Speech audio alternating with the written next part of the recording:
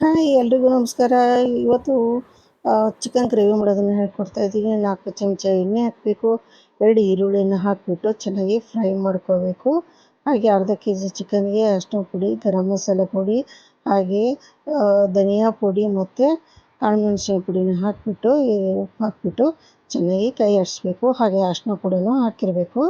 Next ಬಂದ್ಬಿಟ್ಟು ಇದಕ್ಕೆ ನಾವು ಶುಂಠಿ, ಬೆಳ್ಳುಳ್ಳಿ ಮತ್ತು ಹಸಿಮೆಣಸಿನ್ಕಾಯಿ ಒಂದು 8ರಿಂದ 10 ಮೆಣಸಿನ್ಕಾಯಿನ ಹಾಕಿ ಪೇಸ್ಟ್ ಮಾಡಿದ್ದನ್ನು ಈ ರೀತಿ ಹಾಕಿಬಿಟ್ಟು ಫ್ರೈ ಮಾಡಬೇಕು. ಒಂದು 5 ನಿಮಿಷ ಈ ರೀತಿ ಕೈ ಆಡಿಸ್ಬಿಟ್ಟು ಹಾಗೆ 5 ನಿಮಿಷ ಬೇಯಿಸಬೇಕು.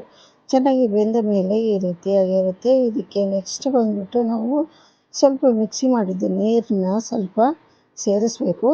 ಈ ರೀತಿ ಸೇರಿಸಾದ್ಮೇಲೆ ಇದನ್ನು ಚೆನ್ನಾಗಿ ಕೈ ಆಡಿಸಿ ಹಾಗೆ 2 ಟೊಮೊಟೊಗಳು ಕೂಡ ಹಾಕ್ಕೋಬೇಕು. ನೋಡಿ, 2 ಟೊಮೊಟೊ ಹೆಚ್ಚಿದ್ದನ್ನು ಹಾಕಿಬಿಟ್ಟು ಒಂದು 10 ನಿಮಿಷ ಇದನ್ನು ಬೇಯಿಸಿದರೆ ನಮಗೆ ಚಿಲ್ಲಿ ಗ್ರೇವಿ ರೆಡಿಯಾಗಿದೆ.